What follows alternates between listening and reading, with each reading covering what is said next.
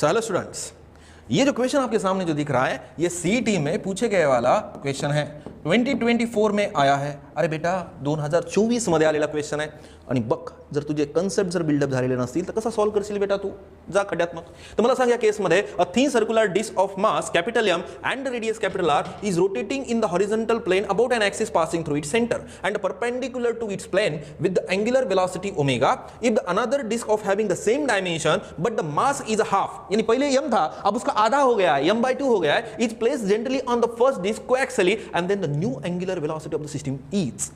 दो angular velocity है और मैंने समझाया था जब ये यूनिवर्स फॉर्म हुआ था, बिग बैंग हुआ था, तो आपको पता है हर एक ऑब्जेक्ट को क्या होता है, मोमेंटम होता है और यूनिवर्स का मोमेंटम कंजर्व होता है और हमेशा एंगुलर मोमेंटम कंजर्व और यल की वैल्यू क्या होती है, कांस्टेंट होती है. ये मैंने ऑफलाइन क्लास में भी चिल्ला चिल्ला के बोला था, समझाया था किस तरीके से फिजिसिस्ट ने इसको बनाया है.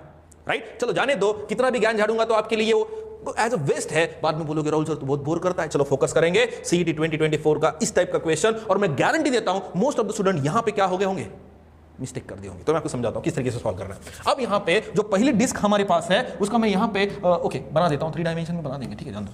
सो now this is the disc. Right, एक डिस्क है, इसका मास आपको पता है, इसका मास, चलो इसका मास हम लेंगे जो कि कैपिटल एम है. आपको पता है कि मैंने इसका कौन सा मोशन फॉर्म किया है, रोटेशनल मोशन परफॉर्म करने लगा रहा हूं, rotational motion like this. Right, about an axis and ये एक्सिस किस में से पास आउट हुआ, सेंटर में से पास आउट हुआ. राइट, तो मुझे बताएंगे what is the general formula of the moment of inertia of the disc, क्योंकि इसका तो आपको पता है रेडियस तो है. राइट, वो रेडियस हम लेंगे आर है.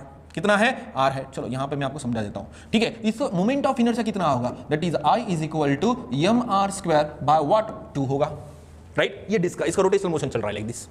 Right, the moment of inertia of the disc D. तो इस तरीके से यहां पे एंगुलर मोमेंटम L1 बना होगा.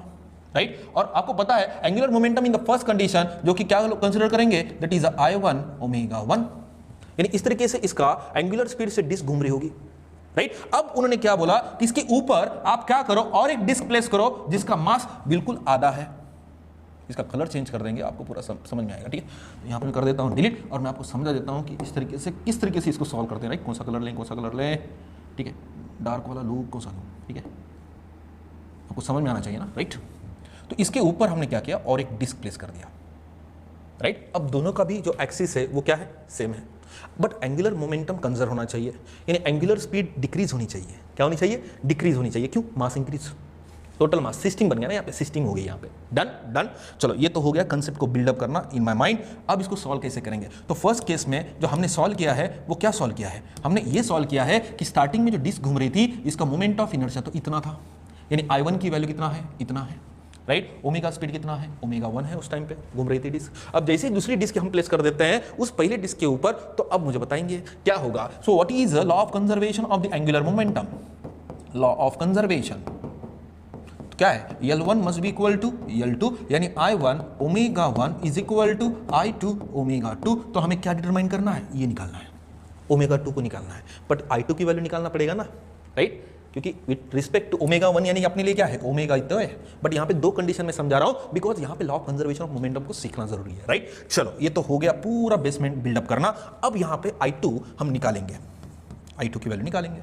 अब जो मुझे बताएंगे जो पहले डिस्क था, यानी डिस्क तो था तो उसका आपको पता है ना क्या होना चाहिए, मास इनटू रेडियस.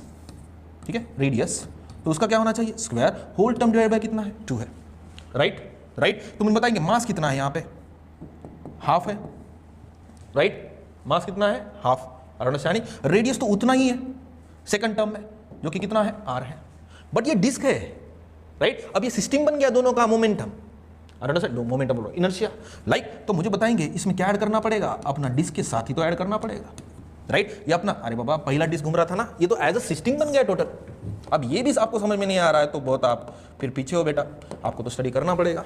राइट, चलो फिर इसको सॉल्व करते हैं. दैट इज I2 की वैल्यू हम निकाल रहे हैं, कितना आएगा, दैट इज m/2 कितना आएगा, that is mr square by 4 plus mr square by what, 2. तो इसको हम जब सॉल्व करेंगे तो हमारे लिए मोमेंट ऑफ इनर्शिया क्या बनेगा, 2 + 6 यानी 6/8 mr स्क्वायर. आप फिर से इसको सॉल्व कर लेना तो कितना आएगा, 3 बाय व्हाट, 4.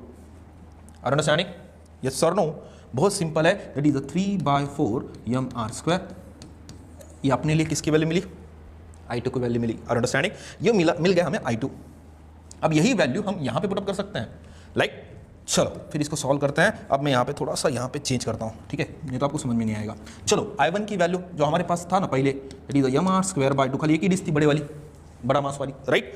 उसका एंगुलर स्पीड कितना था, ओमेगा था, इज इक्वल टू, अब जो अपने लिए मिला that is 3/4 mr² into what, ω2 है, यानी 2 यानी अपने लिए क्या है, वही तो निकालना है हमें, ω2 ही तो निकालना है, राइट। चलो इसको सॉल्व करते हैं, mr² गेट कैंसल, अब बचेगा क्या, चलो जल्दी से बोलो, हाँ चलो सॉल्व करेंगे इसको, चलो बोलो। अब ओमेगा तो इधर है, इधर जाएगा ये 4, तो 4/2 into what 3, omega is equal to जो अपने लिए ω2 यानी फाइनल एंगुलर वेलोसिटी तो निकालना है with respect to omega, right. चलो इसको सॉल्व करते हैं तो कितना आएगा, दैट इज 2/3 ओमेगा, राइट। चलो इसको स्क्रीनशॉट ले लो। सिस्टम को किस तरीके से बिल्डअप किया और किस तरीके से I2 की वैल्यू हमने निकाला, conservation of the angular momentum हमने अप्लाई किया, और आंसर हमें इतने आसानी से मिला है क्या, नहीं। एक बात मैं जरूर कहना चाहता हूं, महाराष्ट्र CET वालों ने जबरदस्त एटम बॉम्ब डाल दिया, लेकिन इजी बोलते हैं, का इजी है, याद रखिए इजी भी नहीं है, हार्ड भी नहीं है, बस हमारा कंसेप्ट अच्छा होना चाहिए, ठीक है। तो फिलहाल के लिए नेक्स्ट न्यूमेरिकल पे मिलते हैं। मैं छोटे छोटे वीडियोस की यहाँ पे सीरीज बना रहा हूँ, बड़े बड़े लंबे चौड़े 3-3 घंटे के नहीं बनाऊंगा, ठीक है। सो यहाँ पे